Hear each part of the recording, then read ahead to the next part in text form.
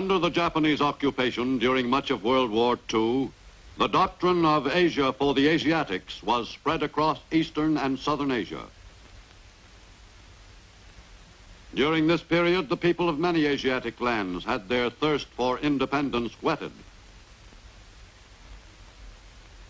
That yearning for freedom was seized upon by the opportunistic Japanese leaders in their campaign to stimulate the people to hatred of the Allies.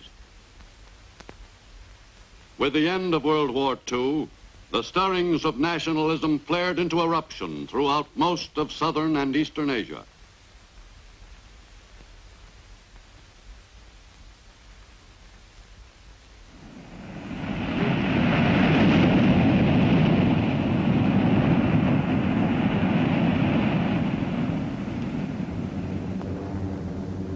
In the spring of 1945, American and Australian bombers opened up on Borneo, the largest island in the invaluable Dutch East Indies.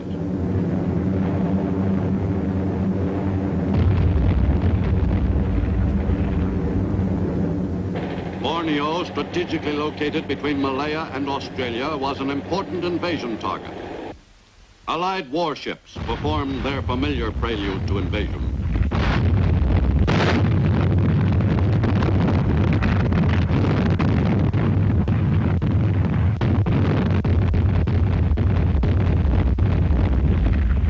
Australian soldiers went ashore at several points on the large island and drove inland against spirited resistance.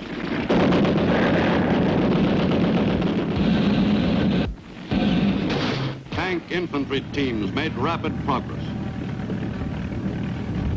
On June 10th, General MacArthur landed on Labuan Island off British North Borneo and congratulated the Australians on a job well done. Japanese domination over the peoples of Asia was nearing an end.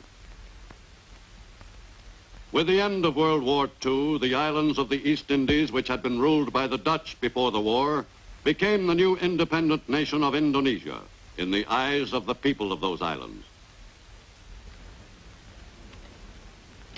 In Yogyakarta, Java, Ahmed Sukarno, the native leader during the Japanese occupation, and a group of associates, proclaimed the independence of the Isles of the Indies.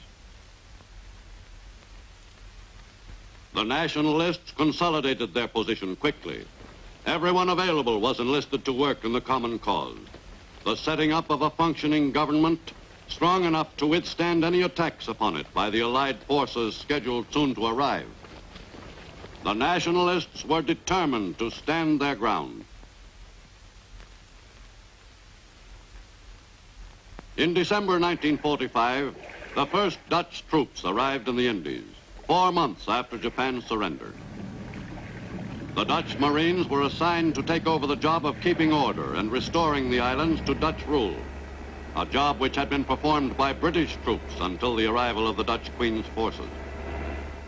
The men went right to work in an attempt to quell the insurgents' rebellion.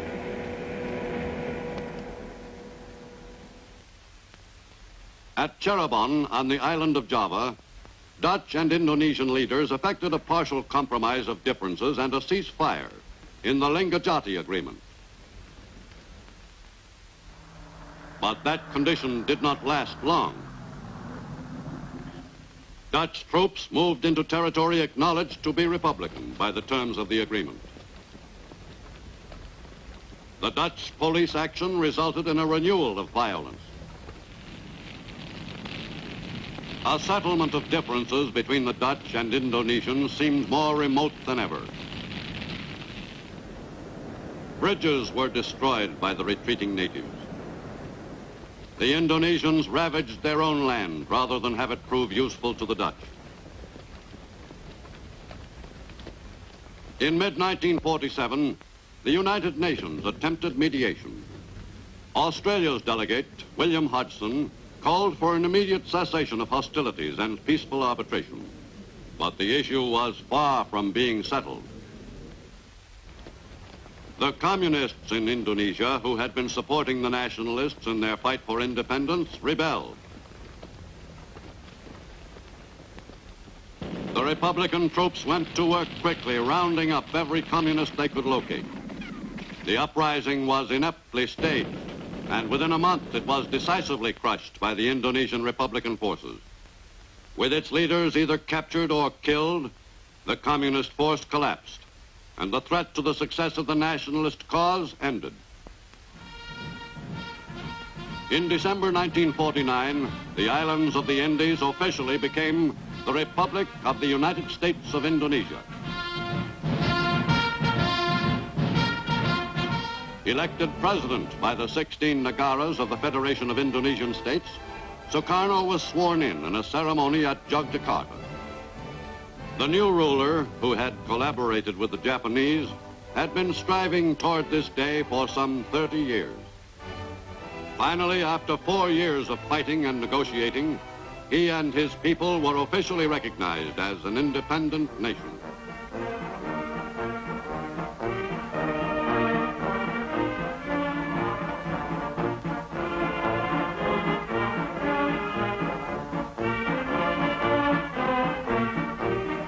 In Indonesia, as elsewhere in Asia, colonialism was dying. India had been working toward an independent status for several decades. With World War II, the stirrings of nationalism throughout southern Asia accelerated the tempo of that movement. The people of the subcontinent of India had been promised a certain degree of self-rule by the British. Finally, on August 15, 1947, Jawaharlal Nehru represented India's millions at the ceremony in which Britain's Lord Mountbatten presented India her sovereignty.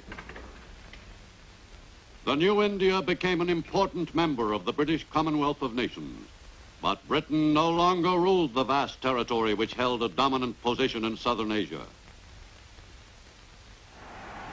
In Karachi, Lord Mountbatten attended another ceremony to celebrate the creation of a new independent nation. Muhammad Ali Jinnah and some 75 million supporters, mostly Muslim, were at last the masters of their own destiny as the sovereign nation of Pakistan. The new Muslim nation of Pakistan was carved out of parts of what had been the India of the British Empire.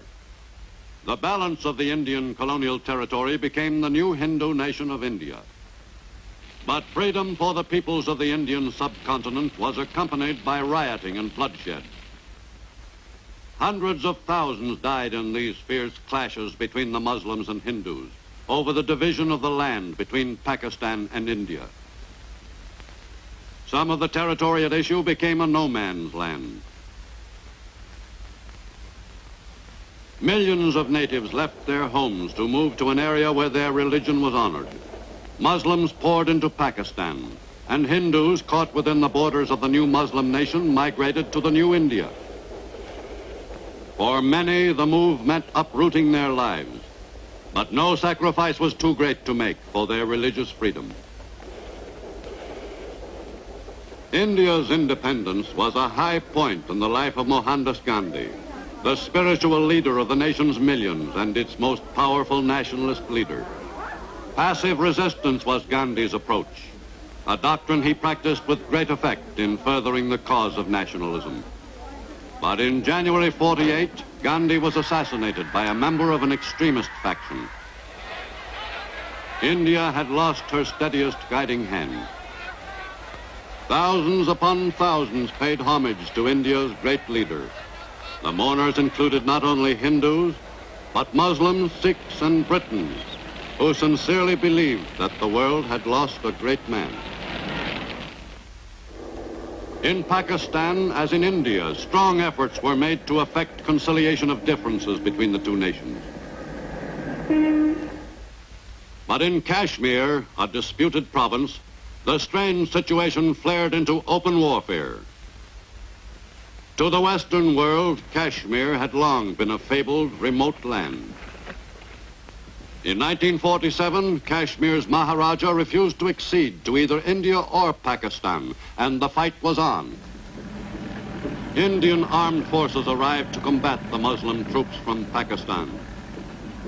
In the closing months of 1947, the disturbance turned into a real war.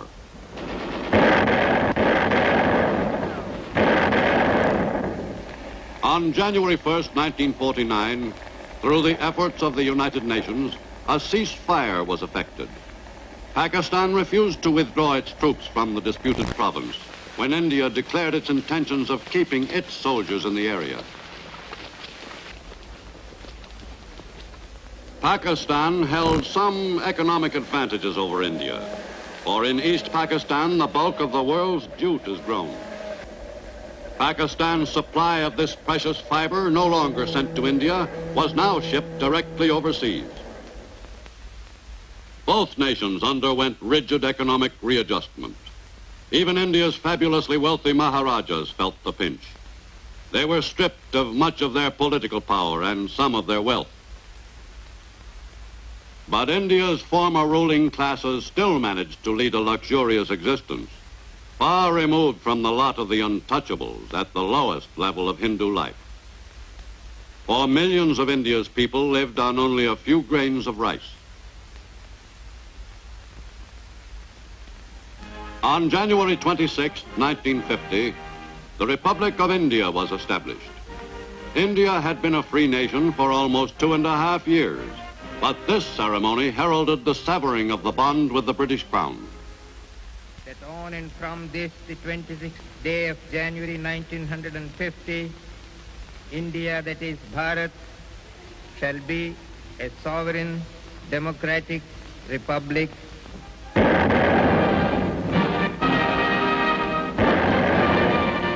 The raising of the flag of the Republic's first president symbolized complete freedom to the Indian people. In Burma, which was granted its independence by Britain in 1948, a struggle for control was waged by about a dozen political factions of varying shades, including 2 communist groups. In nearby Malaya, Britain continued to rule. But its colonial administration was constantly challenged by communist guerrillas operating from the hills. British and colonial troops were pressed into service to protect Malaya's rubber plantations and tin mines from the raids of the guerrillas. But the soldiers had difficulty in coming to grips with an enemy which disappeared into thin air, or so it seemed to the colonial troops. In the years following the defeat of Japan, Britain's control of the Malay Peninsula was far from strong. The Philippine Islands had been promised their independence by 1946. But with the Japanese invasion and conquest of the islands, the people's hopes dimmed. But in spite of that strong setback, the Philippines celebrated their independence just as planned on July 4th, 1946. With this ceremony, a new nation is born. A nation conceived in the centuries-old struggle of a people to attain the political liberty to embark upon its own national destiny. A nation upon whom the eyes of all oppressed peoples are today cast with the burning light of a new faith. The formal declaration of Philippine independence was made by U.S. Commissioner Paul McNutt. I am authorized and directed by the President of the United States to proclaim the independence of the Philippines as a separate and self-governing nation.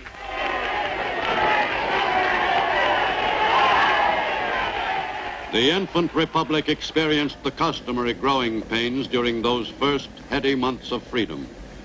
Philippine political life still reflected the upheaval caused by the war and the Japanese occupation. In fact, one of the election issues, in addition to government corruption and the control of communism, was the degree of collaboration with the Japanese indulged in by one or another of the candidates. The Philippine political picture remained muddled for many months. The first president of the Republic was Manuel Rojas, who had worked with the Japanese, but was cleared by General MacArthur. The Hukbalahaps constituted the government's biggest headache. Once strongly anti-Japanese, the Hucks now trained their sights on the new government and its policies. With the end of World War II, French Indochina seemed destined for a revival of French colonial administration. In the French Empire, no colony was more desirable than Indochina. General Jacques Leclerc, the liberator of Paris, arrived in Indochina in late 1945 to conduct mopping-up operations against the Vietnamese. The Vietnamese were ardent nationalists who lived in an area comprising almost half of French Indochina. The bitter clashes with the French troops marked the start of a full-scale war which continued for some 17 months. The French proclaimed their control and backed up their statements by force of arms. French soldiers were fighting in dead earnest.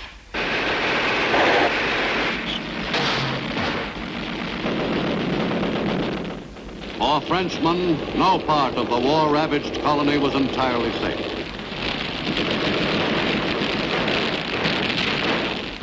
The military operations the French were conducting against the Vietnamese were in no way dissipating the natives' desperate urge for freedom from French colonial rule as they had known it before the Japanese occupation. Most of the fighting was in Vietnam, which includes 3 of the 5 countries comprising pre-war French Indochina. Finally, on June 14, 1949, the independent state of Vietnam, under Bao Dai, former Emperor of Annam, was recognized by the French as independent, but existing within the French Union. But to the natives of Vietnam, even this limited form of independence under a leader who did as directed by the French was some improvement over pre-war French colonial rule. The age-old countries of Cochin China, Annam, and Tonkin, united as the Democratic Republic of Vietnam, embarked on a new era in the history of Southeast Asia, a period which bore only surface resemblances to the era which ended in Asia with World War II. This new day was inaugurated in Vietnam as elsewhere throughout Asia with warfare.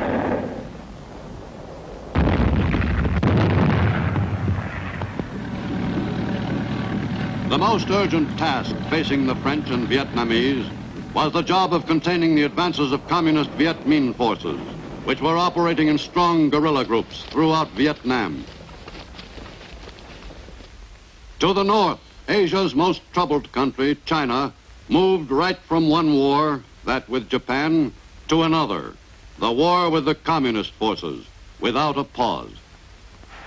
Chiang Kai-shek had led China through a series of great crises, but with the end of war with Japan, Chiang and China embarked on an even more critical period. The new antagonist, Chinese Communist Mao Zedong, gained adherents quickly.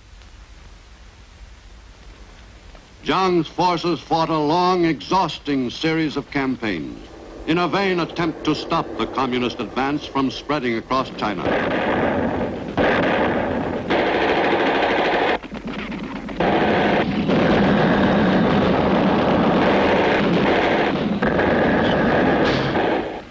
Over a period of 2 years after the end of World War II, China received hundreds of millions of dollars worth of material aid from UNRWA, the United Nations Relief and Rehabilitation Administration. The major part of that assistance, about 2/3 of the total amount, was furnished by the U.S. In late 1945, General George Marshall arrived in China to try to effect a ceasefire between the two Chinese forces. At first, his mission seemed headed for success.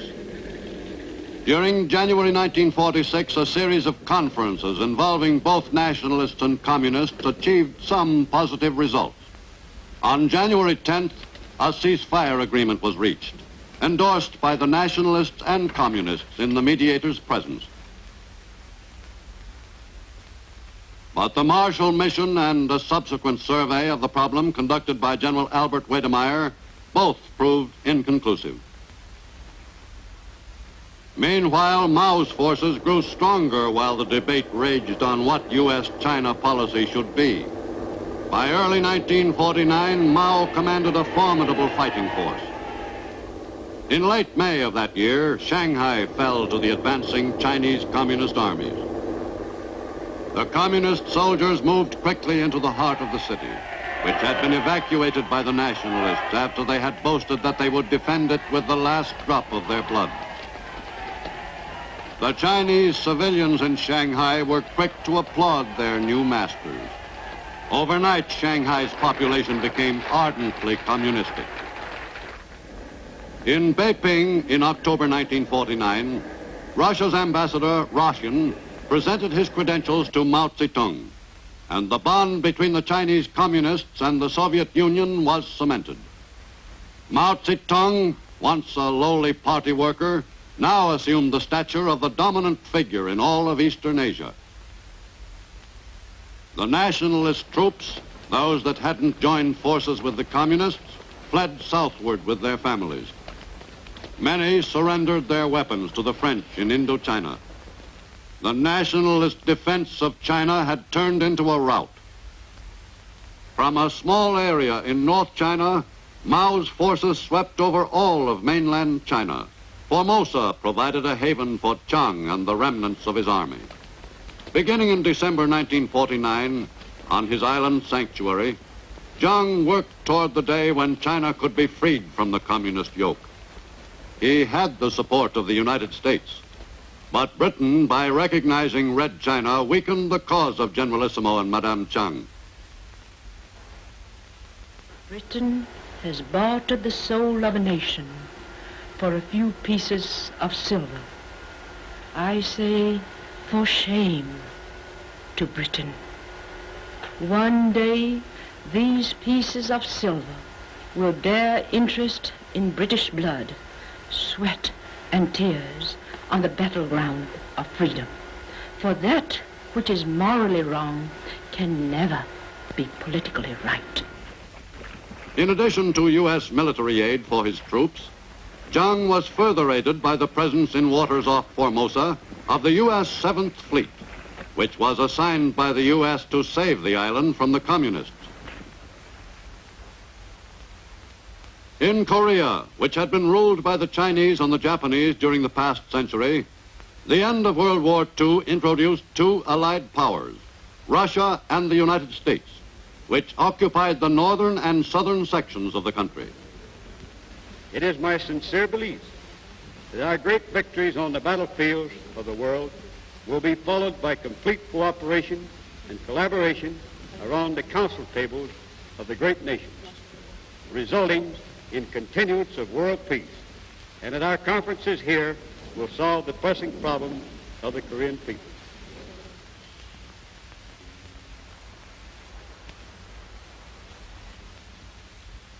I greet the Korean people who are liberated from the long oppression of the Japanese imperialists by the glorious troops of the Red Army and the army of our allies, the United States of America.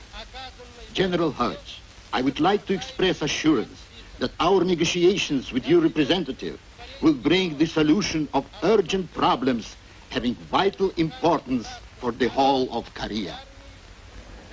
In North Korea, the Soviet interpretation of administration and occupation consisted of impressing communism on the country. Soon after the Russians arrived, a communist government was functioning in North Korea under such native leaders as Communist Kim Il-sung, a Russian puppet. At the end of World War II, Korea had been divided arbitrarily at the 38th parallel. South of that degree of latitude, the U.S. was the occupying power. On August 15, 1948, the U.S. made South Korea an independent republic. Most South Koreans were determined to protect that newly won freedom. In August 1948, that job did not seem too difficult.